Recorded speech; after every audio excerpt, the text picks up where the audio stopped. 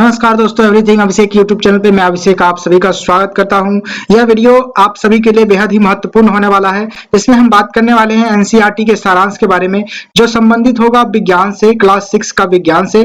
और इसमें हम जानेंगे अध्याय 9 के बारे में, जो अध्याय 9 से रिलेटेड कंसेप्ट है उन्हीं सभी को हम देखने वाले हैं।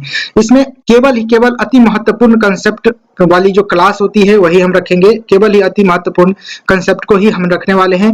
और यह जो महत्वपूर्ण होगा आपके एग्जामिनेशन, कॉम्पिटिटिव एग्जामिनेशन के लिए, चाहे आप किसी भी एग्जामिनेशन की तैयारी कर रहे हो, यूपीएससी, बीएसएससी या फिर सीटेट के लिए।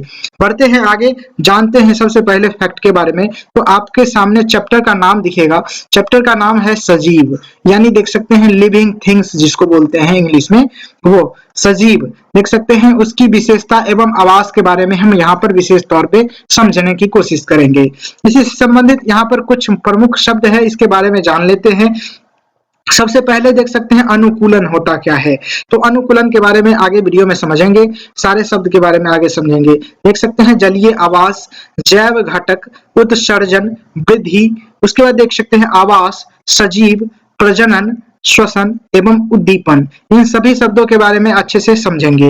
अगर वीडियो आपको अच्छा लगे तो निश्चित रूप से लाइक करिएगा, शेयर करिएगा दोस्तों के साथ, सब्सक्राइब कीजिएगा हमारे चैनल को इसी प्रकार के वीडियोस देखने के लिए। बढ़ते हैं आगे इन्हीं सभी जानकारी के साथ, और आपके स्क्रीन पे शो होगा, देख सकते हैं अनुकूलन, यानी अनुकूलन किसे कहते हैं। इसके बारे में अगर हम जाने तो एक प्रकार से हम कह सकते हैं कि कोई भी जीव जिस पर्यावरण में अपने लिए अनुकूल बनाते हैं, अपने रहने के लिए अनुकूल बनाते हैं, तो वह अनुकूलन हो जाता है उस जीवों के लिए। जैसे आप यहाँ पर देख सकते हैं कि जिन विशिष्ट संरचनाओं अथवा स्वभाव की उपस्थिति किसी पौधे अथवा जंतु को उसके परिवेश में रहने के योग्य बनाती है, तो वह क्या कहलाता है, अनुकूलन कहलाता है, अनुकूलन कहलाता है। यानी आप समझ सकते हैं कि ऊंट के लिए जो वातावरण कैसी होनी चाहिए और मछली के लिए वातावरण कैसी होनी चाहिए। आप समझ सकते हैं ऊंट के लिए मरुस्थल अनुकूल है और मछली के लिए जल अनुकूल है। यह चीज है जो कि अनुकूलन बनाने की बात करता है। आगे बढ़ेंगे इसी कंसेप्ट के साथ। तो यहाँ पर देख सकते हैं कि किसी जीव का वह स्थान जिसमें वह रहता है उसका आवास कहलाता है। यानी कि वैसा जीव का, जो किसी भी जीव का वैसा स्थान जिसमें वह रहता है, वह उसका आवास कहलाता है। और भाष्ट में देखें तो अपने भोजन, वायु, शरण स्थल एवं अन्य आवश्यकताओं के लिए जीव अपने आवास पर ही निर्भर होते हैं। पूछा जा सकता है इस प्रकार के क्वेश्चन कि जीव अपने भोजन, वायु, शरण स्थल एवं आवश्यकताओं की पूर्ति के लिए किस पर निर्भर होता है, तो वह आवास पर ही निर्भर होते हैं। नेक्स्ट पॉइंट है आपके स्क्रीन पे, देख सकते हैं यह कहता है कि स्थल यानी कि जमीन पर पाए जाने वाले पौधे एवं जंतुओं के आवास को स्थलीय आवास कहते हैं। स्थलीय आवास किसे कहते हैं, तो जमीन पर पाए जाने वाले पेड़ पौधे या जीव जंतु हो तो उनके जो आवास अगर जमीन पे पाए जाएंगे तो वह स्थलीय आवास के अंतर्गत होगा।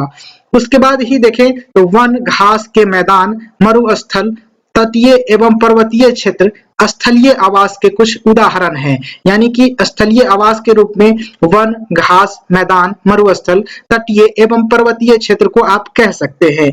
आगे है कि जलाशय, दलदल, झील, नदियां, समुद्र, यहाँ की पौधे एवं जल जंतु जल में रहते हैं, तो यह जलीय आवास कहलाता है। यह कह सकते हैं कि मतलब जो कि ऐसा जंतु जो कि नदी, झील, समुद्र या फिर इसी में आप पौधे को भी देख ले तो जो जलीय पौधे रहते हैं, जो भी पौधे या फिर जो भी जंतु जल के अंदर रहते हैं, तो यह आपका जलीय आवास कहलाता है। क्या कहलाता है, तो जलीय आवास कहलाता है। आप समझ गए होंगे। आगे बढ़ेंगे तो नेक्स्ट फैक्ट देखते हैं यहाँ पर क्या कहता है। तो किसी आवास में पाए जाने वाले सभी जीव जैसे कि पौधे एवं जंतु उसके जैव घटक हैं। अब जैव घटक के बारे में समझते हैं कि जैव घटक किसे कहते हैं। तो जो सजीव होगा और उसके आवास में पाए जाएंगे तो वह निश्चित रूप से जैव घटक के रूप में जाने जाते हैं। यहाँ पर देख सकते हैं किसी आवास में पाए जाने वाले सभी जीव जैसे कि पौधे एवं जंतु उसके क्या कहलाते हैं, तो जैव घटक कहलाते हैं। चट्टान, मिट्टी, वायु एवं जल जैसी अनेक निर्जीव वस्तुएं जो कि आवास में पाए जाते हैं वह अजैव घटक कहलाते हैं। जैसे आप देख सकते हैं कि मकान में ईंटों का उपयोग होता है, सीमेंटों का उपयोग होता है, लकड़ी का उपयोग होता है, तो वह जो है कि एक प्रकार से आप समझ लें कि वह मकान के लिए क्या है तो अजैव घटक है, वह आवास के लिए क्या है तो अजैव घटक है। समझ गए होंगे। उसी से संदर्भित आगे है, सूर्य का प्रकाश एवं उष्मा भी परिवेश के अजैव घटक है। पूछा गया कई बार क्वेश्चन कि सूर्य का प्रकाश एवं उष्मा किस प्रकार के घटक है, तो यह एक अजैव घटक है। समझ गए होंगे, यह एक क्या है तो अजैव घटक है। आगे बढ़ेंगे तो कुछ फैक्ट है यहाँ पर कि अल्प अवधि में किसी एक जीव के शरीर में होने वाले छोटे छोटे परिवर्तन पर्यानुकूलन कहलाते हैं। पर्यानुकूलन कहलाते हैं। यह परिवर्तन हजारों वर्ष में हुए अनुकूलन के से भिन्न होते हैं। यानी हजारों वर्ष में क्या मतलब हजारों वर्ष में क्या परिवर्तन हुए, तो जैसे आप देख सकते हैं पहले इंसान बंदर था और उसी से परिवर्तित होकर के जो है कि क्या हो गया तो इंसान हो गया। तो ये हजारों वर्ष में परिवर्तन जो हुए हैं उससे अलग होता है पर्यानुकूलन। अब पर्यानुकूलन के बारे में विस्तृत से समझें तो आप कहीं अंधेरे में बैठे हैं और एकाएक आप प्रकाश में जाते हैं तो आपको देखते होंगे, आप देखते होंगे किस प्रकार से हो जाता है तो आपकी आंखें बंद हो जाती है। और एक बात और समझे, एक और उदाहरण मैं बताता हूं कि जब आप पहाड़ पे जाते हैं, जब ऊंचे पहाड़ पर जाते हैं तो आपको सांस लेने में तकलीफ होती है, लेकिन कुछ अवधि के बाद आप देखेंगे कि आप निश्चित रूप से अच्छे महसूस कर रहे हैं, अच्छे तरीके से आप सांस ले पा रहे हैं। यह कैसे हो पाता है? शरीर अपने आप को क्या करता है तो अनुकूल बना लेता है उस परिवेश के अनुसार। आप समझ रहे होंगे इस बात को। आगे बढ़ेंगे तो देख सकते हैं नागफनी के बारे में बताया गया है कुछ फैक्ट के बारे में। यानी कि नागफनी जो होता है वह उसमें जो प्रकाश संश्लेषण होता है वह सामान्यतः तने से होता है। आप जो देखते होंगे नागफनी का पौधा इस तरीके से, तो ये मेनली इसका पत्ता नहीं होता है, इसमें पत्ता नहीं होता है, यह जो होता है उसका तना होता है। और इसमें एक चीज और आप देख सकते हैं, यह जो नागफनी होता है इसके जो तने होते हैं उस पर एक लेयर होता है, एक लेयर होता है जो कि पानी को संरक्षित करता है, पानी को अपने अंदर संजो के रखता है। आप समझ गए होंगे इस बात को इस फैक्ट से। आगे बढ़ेंगे तो देख सकते हैं यह पहाड़ी क्षेत्र के बारे में कहा जा रहा है। पहाड़ी क्षेत्र के बारे में क्या कहा जा रहा है कि पहाड़ी क्षेत्र में आप देखे होंगे तो शंकुआकार होते हैं, वहां के जो जाएंगे तो वहां पर आपको वृक्ष आपको दिखेंगे तो शंकुआकार होगा इस तरीके से, यानी इस तरीके से पेड़ दिखेगा आपको इस तरीके से, ठीक है, इस तरीके से पेड़ दिखेगा। यह क्यों ऐसे होता है इसके बारे में समझेंगे। यह अनुकूलन ही एक प्रकार का होता है कि उस परिवेश के अनुसार पेड़ पौधे भी अपने आप को ढाल लेता है, उसके अनुकूल हो जाता है, इसलिए ऐसा होता है। इसी के बारे में यहाँ पर बताया गया है कि शंकुआकार होते, सामान्यतः जो पेड़ होते हैं पहाड़ी इलाकों में जो पेड़ होते हैं वह कैसे होते हैं तो शंकुआकार होते हैं तथा इनकी शाखाएं तिरछी होती है, तिरछी है ना, तिरछी होती है। इसमें से कुछ वृक्षों की पत्तियां सुई के आकार की होती है, किस तरीके से पत्तियां होती है इसकी, ठीक है, ये सुई के आकार की इसकी पत्तियां होती है, ठीक है। इसमें इससे वर्षा का जल एवं हिम सरलता से नीचे की ओर खिसक जाता है, इसीलिए प्रकृति देख सकते हैं कि प्रकृति के अनुसार ही यह जो अपना आपको ढाल लेता है। समझ रहे हैं इस बात को। और आगे बढ़ेंगे देख सकते हैं, आगे बढ़ेंगे तो कुछ और पर्वतीय इलाके के बारे में बताया गया है यहाँ से कि पर्वतीय क्षेत्र में पाए जाने वाले जंतु भी वहां की परिस्थितियों के प्रति अनुकूलित होते हैं। अनुकूलित होते हैं मतलब क्या, तो वहां पर जिस तरीके से परिस्थिति होती है पहाड़ी इलाकों में, पहाड़ी क्षेत्रों में, उसी प्रकार से उसकी जो शरीर का बनावट, उसका रहन सहन, वो सारे के सारे उसी मुताबिक ढल जाते हैं। तो यही चीज अनुकूलन होता है। धीरे धीरे आप समझ रहे होंगे कि अनुकूलित होता क्या है, अनुकूलित होना क्या कहलाता है। देख सकते हैं इसी के बारे में यहाँ पर बताया गया भी है कि जिनकी मोटी त्वचा, यानी उसकी जो है कि उनकी जो मोटी त्वचा या फिर फर ठंड से उनका बचाव करती है, इसीलिए आप देखेंगे कि शरीर को गर्म रखने के लिए याक का जो है कि शरीर लंबे बालों से ढका होता है। यानी कि याक जो होता है, याक यानी किस तरीके के गाय होता है, नील गाय आप कह लें, जो कि पहाड़ी इलाकों में पाए जाते हैं, तो उनका जो शरीर होता है वह लंबे लंबे बालों से ढका होता है। पहाड़ी तेंदुओं के शरीर पर फर होते हैं, पहाड़ी तेंदुओं के जो शरीर होते हैं उस पर फर मतलब जो है कि उसके रुआ, उसके बाल लंबे लंबे होते हैं। लेकिन आप मैदानी क्षेत्र के जो तेंदुए देखेंगे तो उस पर सिर्फ इस तरीके से धारी होंगे, है ना, उसमें जो है कि लंबे लंबे बाल नहीं होते हैं, रुआ लंबा नहीं होता है, ठीक है। या बर्फ पर चलते समय उसके पैरों को ठंडे से बचाता है। यानी कि देखेंगे कि जो पहाड़ी इलाकों में जो बर्फ चलते हैं तो उसको ठंडे से बचने के लिए उसके पैरों पर क्या होता है, तो लंबे लंबे बाल होते हैं। और देख सकते हैं पहाड़ी बकरी के मजबूत खूर होते हैं। पहाड़ी बकरी के क्या होते हैं, तो मजबूत खूर होते हैं, जो कि ढालदार चट्टानों पर दौड़ने के लिए उसे अनुकूलित करता है, यानी कि उसको योग्य बनाता है। अनुकूलित मतलब उसको योग्य बनाता है कि वह पहाड़ी इलाकों में ढालदार चट्टान जो होते हैं उस पर आसानी से दौड़ पाए। उस तरीके के खूर अगर नहीं रहेंगे तो निश्चित रूप से वह दौड़ने में या फिर भागने में असमर्थ हो जाएगा, बकरी जो होती है पहाड़ी इलाके की। आगे बढ़ेंगे तो देखेंगे कि एक और फैक्ट है कि शेर वन में अथवा घास स्थल में रहता है। यानी कि शेर का जो आवास कह ले तो वह वन में होता है या फिर घास स्थल में होता है। आगे बढ़ेंगे तो जानेंगे यहाँ से कि शेर की जो आंख होती है वह शरीर के किस प्रकार से होती है। आंखें दो प्रकार से होती है, जैसे मानव की आंख आगे में होता है, सिर पे होता है ना, उसी प्रकार से शेर का भी आंख सिर पे होता है। लेकिन पक्षी, गाय, भैंस इस सब का पार्श्व में होता है, यानी बगल में होता है। समझ रहे होंगे इस बात को। आगे बढ़ेंगे इसी सभी जानकारी के साथ, और यहाँ देखेंगे कि शेर को अगले पैर के नखर जो होते हैं लंबे होते हैं। शेर के जो अगले पैर का नाखून जो होता है वह लंबा होता है, जिन्हें वह क्या करता है, तो पदांगुलियों में छिपा लेता है। छिपा करके अंदर खींचकर छिपा लेता है, मतलब किसी प्रकार से इस तरीके से छिपा लेता है। इस तरीके से नाखून होता है, और ये नाखून जो होता है इसे शिकार करने में मदद करता है। और इस नाखून को क्या करता है, तो वो अपने जो इसका पैर होता है उसके अंदर छुपा लेता है इस प्रकार से, क्योंकि वह शिकार करने में, दौड़ने में उसको आसानी हो। लेकिन जब इसका इस्तेमाल करना होता है, उसे चांगुर से पकड़ने में, किसी भी चीज को चीरने या फाड़ने में, तो वह निश्चित रूप से इस चांगुर को, जो इसका नख जो है उसको निकाल लेता है। ठीक है, आगे बढ़ेंगे तो देख सकते हैं नेक्स्ट जो पॉइंट है, इसमें कहा जाता है कि स्क्विड एवं ऑक्टोपस यह एक प्रकार का समुद्री जीव है। यह एक प्रकार का समुद्री जीव है। इसका जो है कि शरीर धारारेखीय नहीं होता है।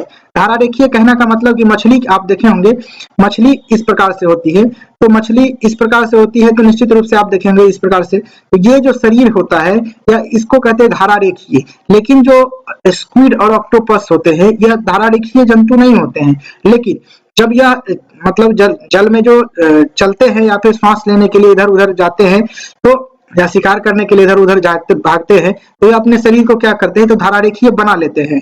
इसी संदर्भ में यहाँ पर भी कहा गया है कि वे समुद्र की गहराई में रहते हैं। ये स्क्विड और ऑक्टोपस समुद्र की गहराई में, तलहट्टी में रहते हैं। समुद्र की गहराई में उसके तली में रहता है, नीचे, तथा अपनी ओर आने वाली शिकार को पकड़ते हैं। जब वे जल में चलते हैं तो अपने शरीर को क्या करते हैं, तो धारारेखीय बना लेते हैं, यानी मछली की आकृति को बना लेते हैं। और जल में श्वास लेने के लिए इनमें क्या होता है, तो गिल होता है। गिल को इंग्लिश में क्लोम कहते हैं, गल्फर जिसे बोलते हैं वही होता है इसमें। और यह भी जो है कि श्वास लेने के लिए गल्फर की सहायता से जो जल में घुले ऑक्सीजन है उसको उपयोग करते हैं सांस लेने में। आगे बढ़ेंगे नेक्स्ट फैक्ट की तरफ। यहाँ पर देख सकते हैं कि डॉल्फिन एवं व्हेल जैसे जंतुओं में गिल नहीं होता है, यानी कि गल्फर इसमें नहीं होता है। किसमें, तो डॉल्फिन में एवं व्हेल में गल्फर नहीं होता है। हालांकि यह एक मछली है लेकिन इसमें गल्फर नहीं होता है। समझ सकते हैं इस बात को। इसमें सांस लेने के लिए नासा द्वार होता है, अथवा इसे आप वात छिद्र कह सकते हैं।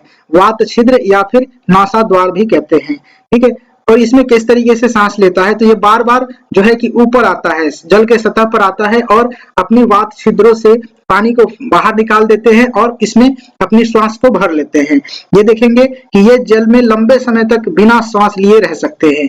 कौन, तो डॉल्फिन एवं व्हेल ऐसी जीव है, जलीय जीव, जो कि बिना श्वास लिए जल के अंदर लंबे समय तक रह सकते हैं। वे समय समय पर समुद्री सतह पर बाहर आते हैं और आकर जो है कि श्वसन छिद्रों से जल बाहर निकाल के उसमें श्वास द्वारा स्वच्छ वायु को अंदर भर लेते हैं।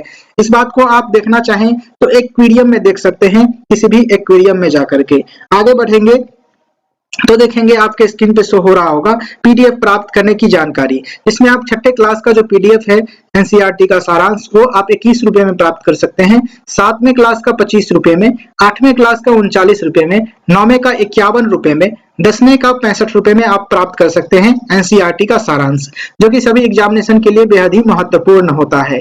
यह मेरा नंबर है, इस पे आप पेमेंट करेंगे इस क्यूआर कोड माध्यम से और इस पर अपना पेमेंट स्लिप भेजेंगे, व्हाट्सएप करेंगे और आपको जो है कि तुरंत ही व्हाट्सएप पे ही आपको पीडीएफ हाई क्वालिटी में A4 साइज का मिल जाएगा। ठीक है, आगे बढ़ेंगे ये जानकारी के साथ। तो यहाँ देख सकते हैं आपके स्क्रीन पे जो नेक्स्ट फैक्ट है दिखेगा और यह कहता है जलीय पौधे के बारे में। जलीय पौधे जल में पूर्ण रूपेण से डूबे रहते हैं। ऐसे पौधे के सभी भाग जल में वृद्धि करते हैं। इनमें से कुछ पौधे की पत्तियां संकरी एवं पतले रिबन की तरह होती है। आप जानेंगे कि जलीय पौधे दो तरीके के होते हैं, एक जो जल के अंदर पूर्ण रूप से डूबे रहते हैं और एक जो है कि जल के ऊपर तैरते रहते हैं और उसका जड़ नीचे लटकता रहता है। जैसे आप देखेंगे कुंभी, जल कुंभी को आप देखे होंगे इस तरीके से, जैसे कि ये जल है और इसके अंदर इसका जड़ फैला हुआ है और नीचे इसका ऊपर जो है कि इसका पौधा है यानी पत्तियां हैं। ठीक है, इस प्रकार से जब होते हैं तो यह एक जलीय पौधा ही होता है। लेकिन कुछ कुछ पौधे होते हैं जो कि अंदर ही होते हैं, मतलब जल के अंदर ही होते हैं। ठीक है, तो वह पौधे की सारे का सारा विकास जो है कि जल के अंदर ही होता है, लेकिन उसकी पत्तियां जो होती है संकरी होती है, मतलब पतला होता है, समझ रहे हैं बात को, और पतले होते हैं, पतले रिबन की तरह होते हैं, इस तरीके से फीता की तरह। और बहुत सारे तो पत्तियां इस तरह झालीदार होते हैं और झालीदार इसलिए होते हैं क्योंकि ये पानी के बहाव से इसकी पत्तियां जो है कि इसकी जो रुकावट न बन सके। अगर रुकावट बनेगा तो ऐसा लगेगा कि यह पौधे को जड़ सहित उखाड़ के लेके चला जाएगा, है ना। इस प्रकार से उसकी पत्तियां की बनावट होती है। आगे बढ़ेंगे तो देख सकते हैं आपके सामने जानकारी फैक्ट के रूप में नेक्स्ट है प्रकाश संश्लेषण के बारे में। पौधे प्रकाश संश्लेषण के द्वारा ही अपना भोजन स्वयं बनाते हैं, यानी पौधे अपना भोजन स्वयं बनाते हैं। कैसे बनाते हैं? तो प्रकाश संश्लेषण के द्वारा। जंतु भोजन के लिए पौधे अथवा अन्य जंतुओं पर निर्भर रहते हैं। समझ रहे हैं बात को कि पौधे जो होते हैं जो कि प्रकाश संश्लेषण द्वारा खुद भोजन बनाते हैं, लेकिन जंतु जो होते हैं भोजन के लिए पौधे एवं जंतुओं दोनों पर निर्भर रहते हैं।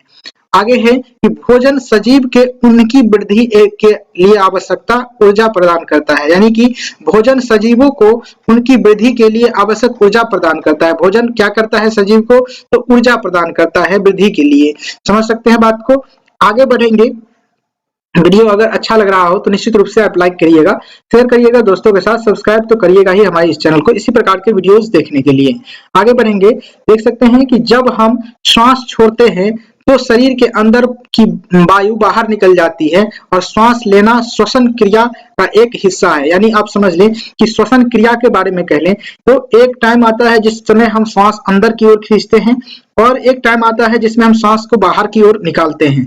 ठीक है, तो ये दोनों जो प्रक्रिया है एक प्रकार से श्वसन क्रिया कहलाता है। ये जो प्रक्रिया है श्वास को अंदर के खींचने की प्रक्रिया और श्वास को बाहर निकालने की प्रक्रिया, ये दोनों मिलकर के श्वसन की क्रिया कहलाता है। ठीक है, तो इस बात को यहाँ पर बताया गया है, कुछ एक्स्ट्रा नहीं था। यहाँ पर देख सकते हैं कि केचुआ, ये इंपॉर्टेंट है, केचुआ त्वचा के द्वारा सांस लेती है, ध्यान रखेंगे।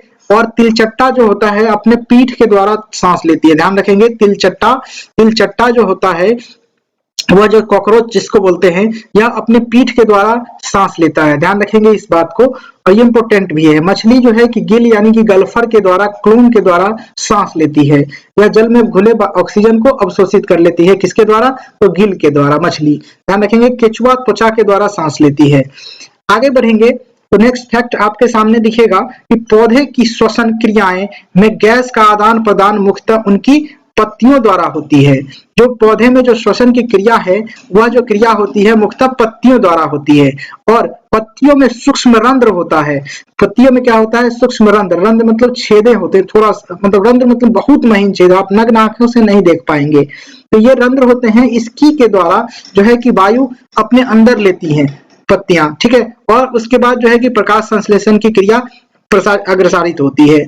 आगे बढ़ेंगे तो नेक्स्ट फैक्ट के रूप में देख सकते हैं कि प्रकाश की उपस्थिति में पौधे वायु की कार्बन डाइऑक्साइड का उपयोग भोजन बनाने के लिए करते हैं, ध्यान रखेंगे। प्रकाश की उपस्थिति में पौधे वायु की कार्बन डाइऑक्साइड का उपयोग भोजन बनाने में करते हैं, यानी कि प्रकाश की उपस्थिति में ही कार्बन डाइऑक्साइड का उपयोग करते हैं पौधे, अन्यथा जो है कि ऑक्सीजन का ही उपयोग करता है। और जब कार्बन डाइऑक्साइड का उपयोग करता है तो यह जो है कि ऑक्सीजन को छोड़ता है। यानी आप समझ लें कि प्रकाश की उपस्थिति में ही पौधे केवल ऑक्सीजन को छोड़ते हैं। लेकिन दो ऐसे पौधे हैं जो कि अपवाद है, जो कि पीपल के पौधे, पीपल के पेड़ और जो कि तुलसी के पेड़, दोनों अपवाद है जो कि प्रकाश संश्लेषण रात में भी कर सकते हैं। इनके समीप जाइएगा तो आपको मतलब जो है कि ठंडा महसूस होगा। आप देख सकते हैं, इस बात को समझ सकते हैं। आगे बढ़ेंगे। भोजन बनाने की प्रक्रिया में निष्कासित भोजन ऑक्सीजन की मात्रा पौधे द्वारा श्वसन में उपयोग की गई ऑक्सीजन की अपेक्षा बहुत अधिक होती है। कहने का मतलब कि जब पौधा भोजन बनाने के लिए ऑक्सीजन की मात्रा को जो भोजन बनाने की जो प्रक्रिया है उसमें जब ऑक्सीजन की मात्रा निष्कासित करते हैं, यानी कार्बन डाइऑक्साइड का उपयोग करके जब ऑक्सीजन को निष्कासित करते हैं पौधे दिन में, तो वो जो मात्रा होती है ऑक्सीजन की निष्कासित करने की मात्रा, और जो रात में श्वसन लेने के लिए पौधे ऑक्सीजन का उपयोग करते हैं वो मात्रा जो कम होता है। यानी कि जो रात में ऑक्सीजन कम मात्रा में वह अवशोषित करते हैं और अधिक मात्रा में दिन में जो है कि उत्सर्जित करते हैं, निष्कासित करते हैं पौधे। ध्यान रखेंगे इस बात को। आगे बढ़ेंगे और स्क्रीन पर दिखेगा अगला फैक्ट के रूप में कि वातावरण में होने वाले इस परिवर्तन को उद्दीपन कहते हैं। कौन सा उद्दीपन? उद्दीपन यानी स्टिमुलस जिसको बोलते हैं, स्टिमुलस बोलते हैं इंग्लिश में। ठीक है, वातावरण में होने वाले इन परिवर्तन, कौन से परिवर्तन? तो जब आप देखेंगे कि कोई भी अनुक्रिया की जाती है उसके तुरंत बाद कोई ना कोई मतलब कोई ना कोई प्रतिक्रिया होती है। जैसे कि आप जो देख सकते हैं, जब आप रोशनी से यानी रोशनी से एकाएक थोड़ा सा डिम लाइट में आइएगा तो आपको कुछ दिखेगा ही नहीं। तो यह जो परिवर्तन है, कैसे होता है? यह उद्दीपन के कारण होता है। समझ सकते हैं बात को। जैसे आप जानवरों में देखेंगे कि कोई भी चीज खाना खाने के लिए आपको दिखा देंगे उसको, तो वह उसके प्रति अनुक्रिया करेगा, वह दौड़ के आपके पास आ जाएगा, पूंछ को मतलब हिलाएगा, इस तरीके से अनुक्रिया करता है। तो यही चीज होता है, यानी प्रत्येक क्रिया जो किया गया उसके तुरंत बाद जो है कि जो प्रतिक्रिया किया जाता है उसी प्रक्रिया को उद्दीपन कहा जाता है। ठीक है, समझ गए होंगे। आगे बढ़ेंगे।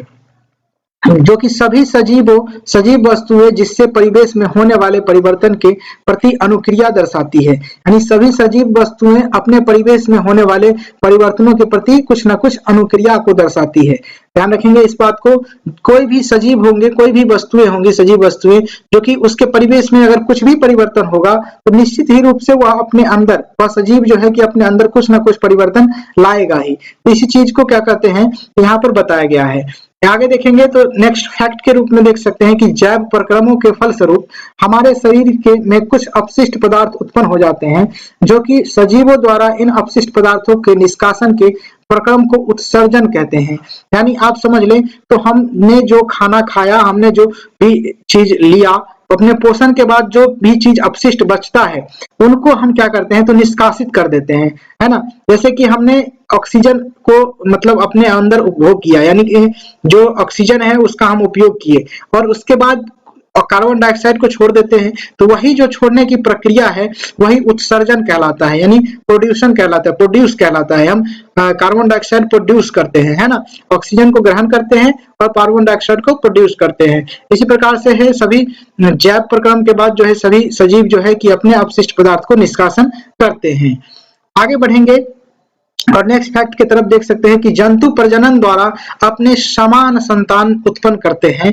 भिन्न जंतुओं में प्रजनन का अलग अलग ढंग होता है। यानी आप समझ लें कि जो प्रजनन की जो ढंग है अलग अलग हो सकते हैं विभिन्न जंतुओं में। इसी बात को यहाँ पर कहा गया है कि जैसे कि आप देख सकते हैं कुछ जंतुएं अंडे देते हैं, कुछ जंतुएं डायरेक्ट टू डायरेक्ट शिशु को जन्म देते हैं, जैसे गाय, बैल, भैंस, ये अंडे नहीं देते हैं। पक्षियां अक्सर अंडे देती है, समझ रहे हैं। तो मछली जो होती है, मछली यानी व्हेल मछली जो होती है, व्हेल मछली अंडा नहीं देती है, डायरेक्ट टू डायरेक्ट बच्चे को जन्म देती है। इस बात को समझ रहे होंगे आप।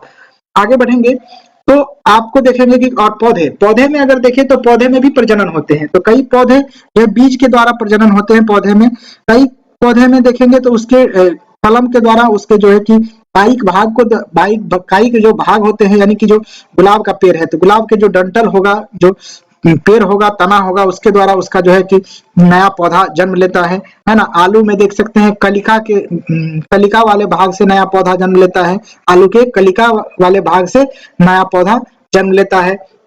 पूछा जा सकता है क्वेश्चन इस प्रकार से, आलू के जो किस भाग से नया पौधा का जन्म होता है या फिर नया पौधा बनता है, तो आप बता सकते हैं कलिका वाले जो भाग होते हैं उसको, उसी से जो है कि उसका जन्म होता है। आगे बढ़ेंगे तो सभी सजीव वस्तुओं में कुछ विशिष्ट लक्षण समान रूप से दिखाई देते हैं। उन सभी को भोजन की आवश्यकता होती है। उनमें श्वसन, उत्सर्जन, उद्दीपन के प्रति अनुक्रिया होती है, प्रजनन होता है, गति करता है एवं वृद्धि भी करता है तथा मृत्यु भी करता है। तो यह चीज जो है कि केवल सजीव में होते हैं, यह चीज कॉमन है। लगभग सजीव में आपको ये सारे की सारी प्रतिक्रिया, सारे के सारी क्रिया देखने को मिलेंगे ही मिलेंगे। समझ रहे हैं इस बात को कि सजीव किस तरीके से कहा जाता है, सजीव मतलब किसे कहते हैं।